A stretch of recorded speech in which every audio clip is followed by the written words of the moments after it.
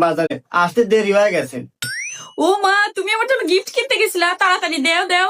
হ্যাঁ, দিতেছি। এই নাও তোমার গিফট। ও মা, এত দামি গিফট! দাঁড়াও, তোমার জন্য একটা গিফট আছে।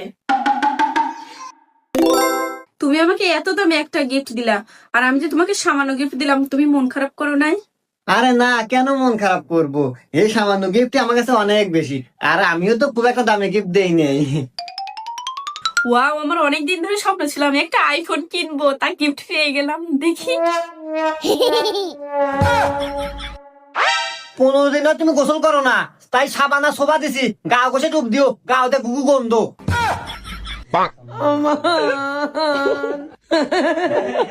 জিমে তুম যা।